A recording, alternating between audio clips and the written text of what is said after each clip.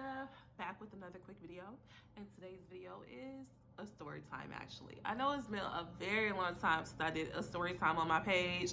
You know, it's been a very long periodically amount of time. Let me stop playing with y'all. But it's been a very long time since I did a story time. And this story time, it's a little juicy. Y'all know most of my story times are a little juicy because back in the day, your girl was going through a lot. I got to put people through a lot. I kind of went through a lot. Now, this story time is about someone, he put me through a lot that made me put him through worse, okay? But anyways, this is a story time about the time I got caught cheating. And disclaimer, your girl is not a cheater. I don't believe in cheating. I believe that once you get to that point and you feel like you got to cheat on somebody, just go. It ain't even worth it. At that point, why are you still with that person if you're going to cheat on them, okay? This is a long time ago. This is before I had my second son. So about like 7, 8 years ago. But anyways, let's get right into the story. Grab this drink, y'all. I had to sip a little bit just to even tell the story because I'm like, I don't know. Don't judge me, y'all. Don't judge me. I'm not a cheater. Okay, so future babe, you watching this video? If you watching it, if you stumble across this video, y'all know I'm single. But if future babe stumble across this video, I'm not a cheater. I cheated in the past. I reformed now. You know, I don't do those things. I don't do those things anymore. Anywho, let's get right into it. So like, you know, years ago, I was in a relationship with a guy. I swear I could do so many story times that I learned in this one relationship. Like, I'm not the woman that it takes me 10, 12, 15 years to be treated bad and wake the fuck up. Like, within this one relationship, it just kind of reformed my way of thinking. It made me realize my worth and what I'm willing to deal with. Like, just from this one man, I learned all these lessons, and I be trying to teach y'all and tell y'all about knowing your worth, standing up for yourself, and you know what I mean, from this one man, because he put me in the 3 years we were together, he put me through it. So let me tell you how I got caught cheating. So a little backstory. Me and him were together for about 3 years. In 3 years, he cheated on me 5 times. 5 different women. Now within, so you know it's way more than 5 times, but it was 5 different women. And this was like, of course, towards the end, I was tired. I was fed the F up, like just couldn't do it anymore. And I really started losing respect for him because this was the last straw. And it should have ended years before that. Like literally within our first year, it was women calling my phone, like, this my man, like they had no shame. You know, side chicks don't care. But anyway, so towards the end, the final straw was I'm picking him up from work, taking him to work. I ain't never been that damn dumb to let a man drive my car. But I would be waking up dumb early to take him to work. And now when we met, he did have a car, but during this time, his car got stolen within the first year of his meeting. And so, you know, I was taking him back and forth to everywhere he needed to go, like compromising my schedule and everything like that. And so that was kind of weighing heavy on me because I think over time you get tired of driving a grown ass man around, period. Like, and I was doing it for like a couple of years at this point. And then I'm giving him money every day. I'm dropping him off at work. I'm giving him lunch money. And he was giving it to this bitch. She called me and told me, like, yeah, he be buying me lunch with the money you give him every day. And the point that I was giving this man lunch, that's when, like, when I tell you I can't deal with a man that make me feel like he's my child. I give my child lunch money. I give my child lunch in the morning. Like, granted, okay, when you married or you with someone, you pack their lunch or whatever. But no, I was like giving him lunch money. It was too much. It was so ghetto. Anyways, but he was buying a broad that he was cheating with at his job lunch with the money I was giving him. So she was calling me like, yeah, you gave him $20. So I just said $20. I went to Subway. This bitch, I never wanted to fight a woman in my life over a dude, but I wanted to fight her. Like, she was so disrespectful.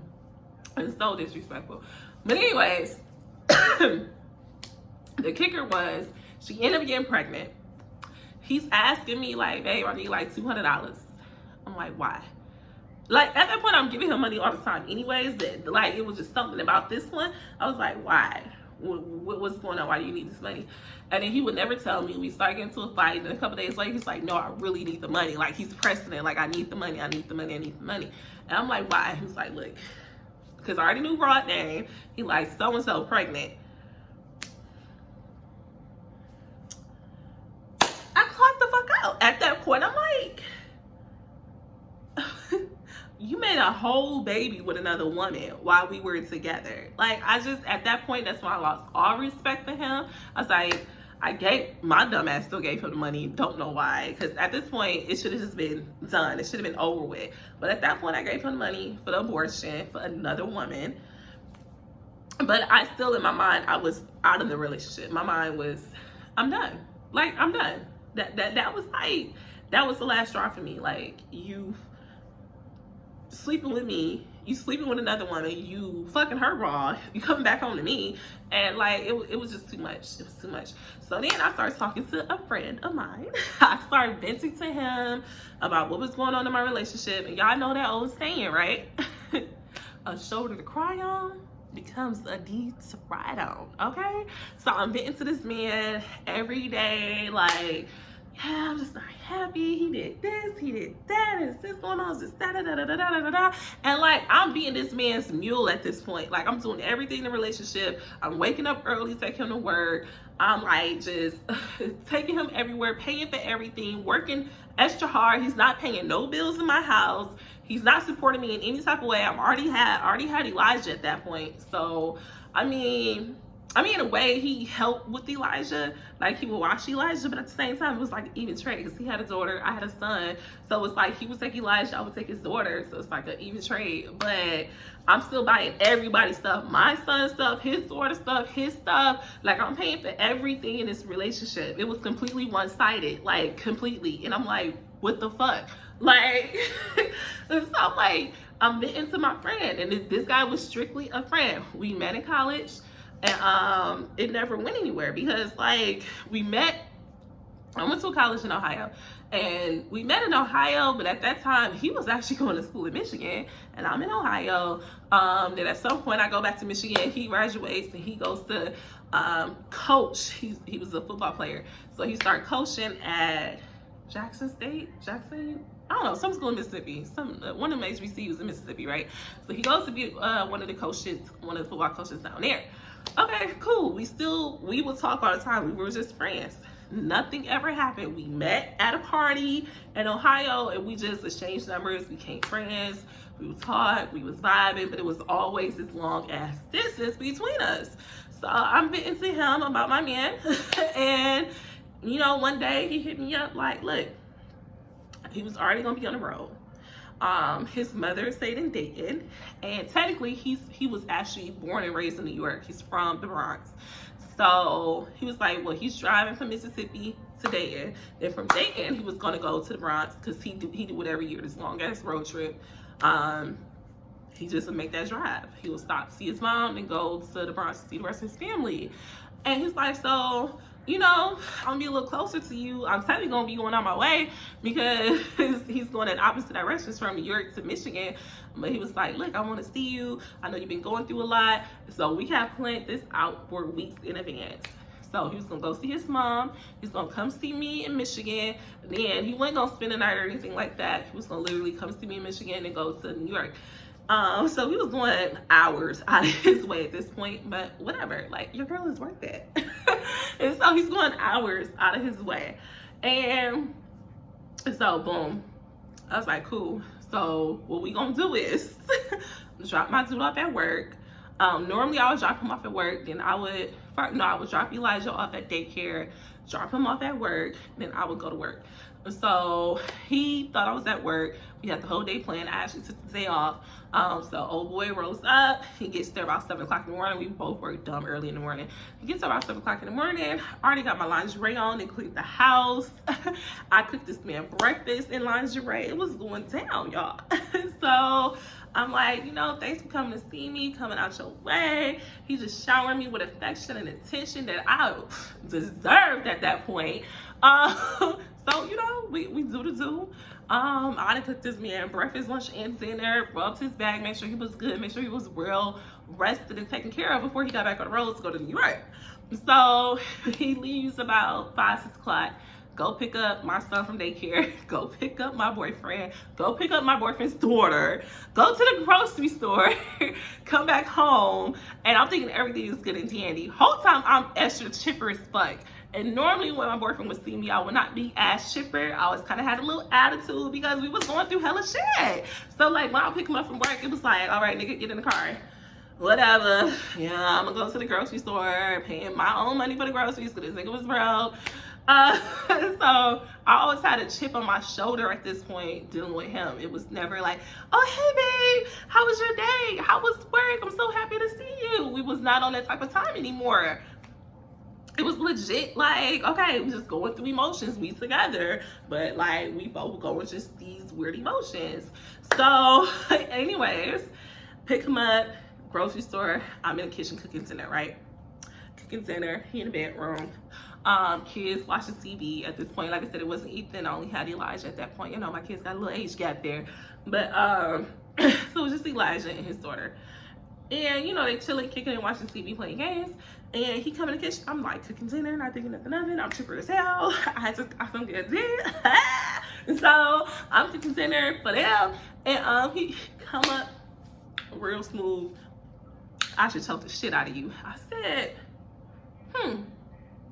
okay. Mind you, I'm still on cloud 9 from, you know, doing what I was doing earlier today. So I ain't thinking nothing. I wasn't thinking about this man. I'm like, boy, whatever. So I serve the kids. He come back. He's like, I'm gonna talk to you after the kids go to sleep. All right, cool. Whatever. Yeah, like, okay. I put the kids to sleep. I go in the bedroom. He's sitting on the edge of the bed, like, don't barely want to sit on the bed. He's on the edge of the bed. He like,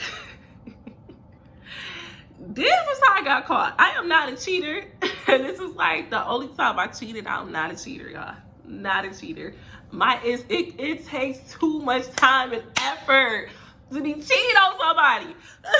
So, like, he's sitting on the edge of the bed, mad as fuck, like he rocking and shit on the edge of the bed. He said, okay, mind you, I cleaned everything up in the apartment, cleaned the whole apartment, but I cleaned it a little different, right? Now, technically, me and him did not live together. We didn't live together. Technically, did we spend a lot of time at my place? Did he spend a lot of time at my place? Yes, he did not have a key. He wasn't paying no bills. I mean, he ain't had no key because he wasn't paying no damn bill. Like, I was dumb over that man, but I ain't never been that damn dumb to move a nigga in with me. And I feel like I was dumb enough, but I wasn't that damn dumb to like have him be able to come in and out and he ain't paying no type of bills, okay? But so, you know, normally I would clean up. He bought me like some cards. You know how you clean up, you have your cards kind of sitting pretty or whatever. It was sitting pretty on the dresser. Normally I did have like a big walk-in closet. I have a lot of clothes and shoes, and I would keep his work boots. He had a couple of pair of shoes at my house, and they would be sitting like on the outside of my closet. And I guess the way I cleaned up, I guess I didn't want, in order for me to be able to go through with creeping, I didn't want to be in my bedroom seeing anything about my boyfriend. So I had put the cards in my dresser. I put his shoes in the closet. So like, even though old dude knew about him, it was like, when you came in my house, it didn't look like I had a man at all. All right, it's just like it was Shantae and her son. That's all you saw. Shantae, Elijah stuff. That was it. So he's like, first of all, where's my stuff at? I said, oh, baby, I cleaned up. I put everything in the closet. He was like, you never did that before. I'm like, well, okay. I just wanted to do that now. You know, whatever. You tripping because of that? He's like, no, I ain't tripping because of that. He's like, but look under the bed. I'm like, the fuck for? Like, what's under the bed? Like, what's under the bed? What you mean? So at this point, I'm starting to get nervous. Starting to get a little nervous, y'all. I'm like, okay, what's under the bed? Because like, I still to this day, I don't look under my bed. I don't know, like, unless I'm cleaning, like the other day I flipped my mattress and all that stuff, you know, like unless I'm like cleaning under the bed, I really look under the bed. And who the fuck cleans under the bed that often, right? So I'm like, what's under my bed? Ain't nothing under the bed. Girl, I as soon as I did like one of these numbers, I didn't even really look under. I just did like one of these, like just right there. It was like right there.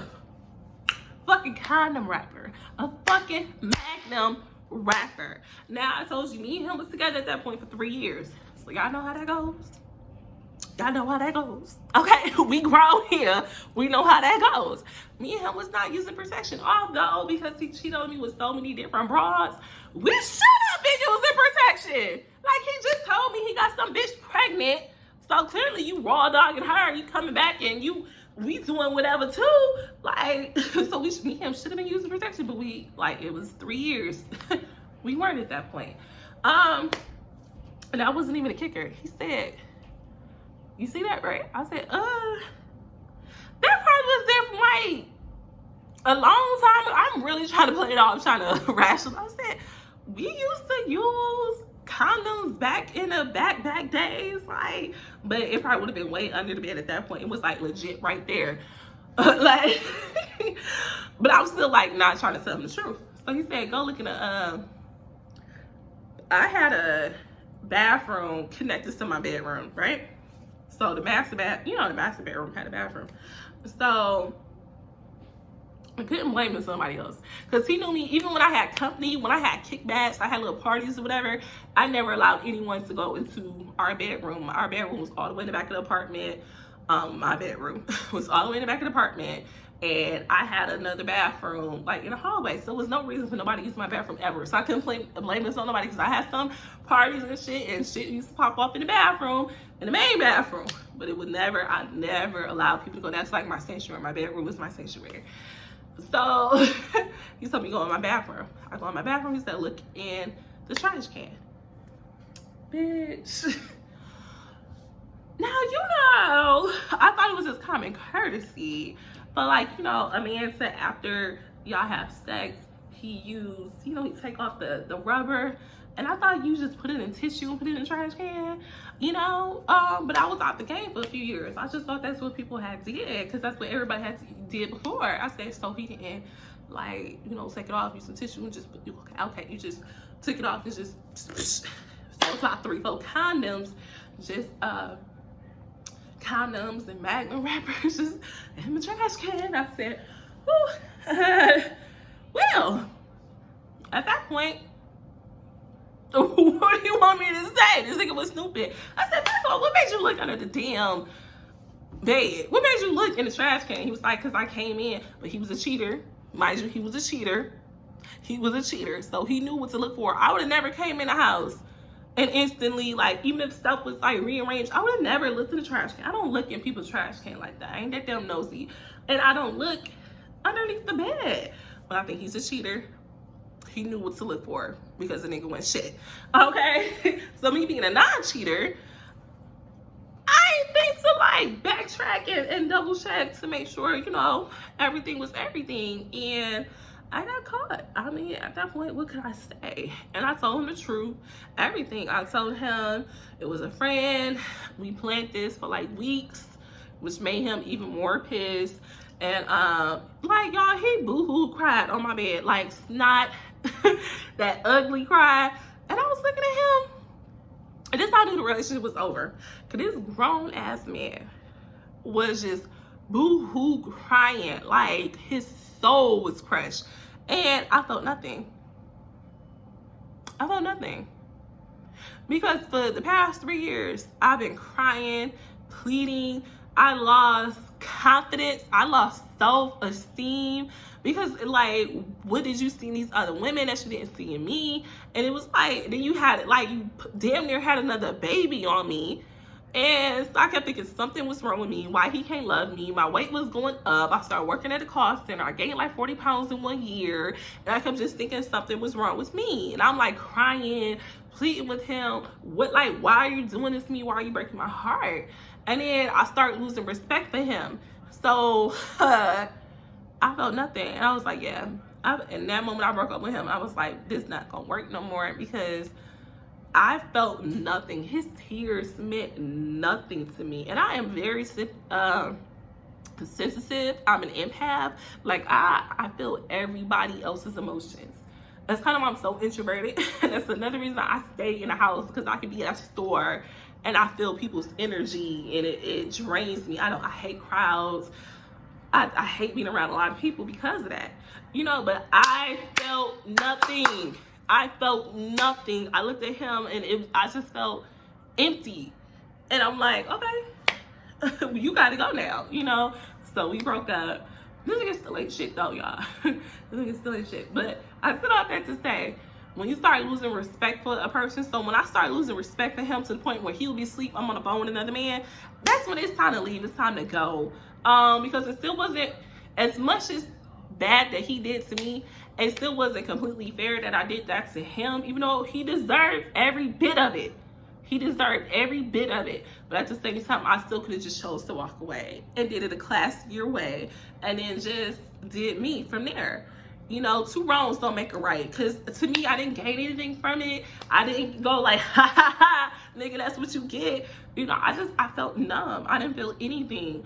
And I learned at that moment, like, it's better to just walk away. I should have walked away years ago. When I started questioning my self-worth and, like, me as a woman and what I deserve, and I started lowering my standards for him, I should have moved. I should have moved on in that moment, that I didn't.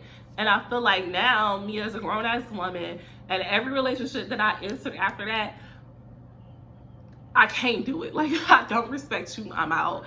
I know my friends think I probably leave too soon, I exit too soon, and they feel like I don't give people chances.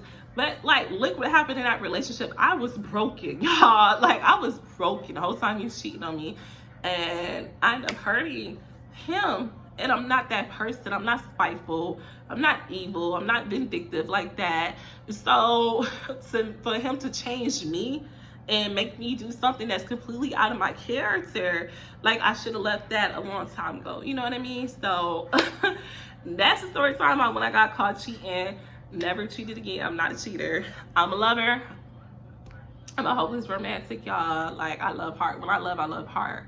But when I lose respect for you, it's over. Like, it's over.